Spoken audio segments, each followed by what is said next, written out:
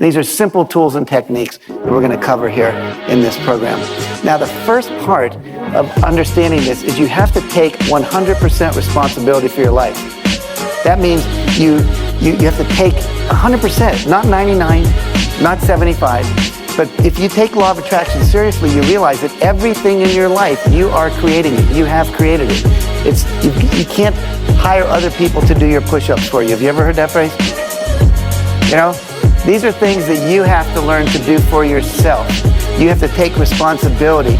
You're the one that has to visualize. You're the one that has to forgive. You're the one that has to do affirmations. You're the one that has to be clear about what you want and focus on all of those things. Nobody else can do it for you. See, you have to give up all blaming. Don't we just love to blame the government for why our life doesn't work? Or blame the terrorists, or the Chinese, or the Indians, or the Saudis and the oil prices, or the oil companies. We always want to blame somebody else. And if you're taking 100% responsibility, you realize I'm participating in either creating that or allowing it to continue. You also have to give up all complaining. How many of you have ever complained in your life? Yeah. You know, here's what I've learned about complaining. In order to complain, I have to have a reference point of something better that I want, that I'm not willing to risk creating. Now let me explain that again. I have to have a reference point in my mind of something I want that's better than what I have, that I'm not willing to risk creating, so what I do is complain about it instead. See, if I was complaining about my wife, it would mean that I would have to believe that somewhere out there in the world there's a better woman than my wife. See, if every woman on the planet died, except my wife, do you think I'd go to work the next day and complain about it? No. She's the only one. And I'd be going, hey, I got her. This is really cool, right?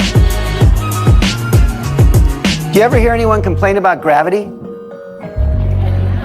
Very rarely. You know, gravity makes us all bend over. Do you ever see an old person walking down the street going, gravity?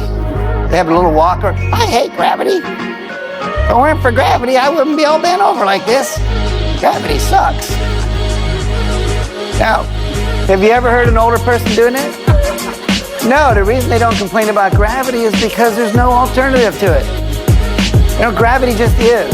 So if someone's complaining about something, it means they know there's something they can do about it, because we don't complain about the things we can't change.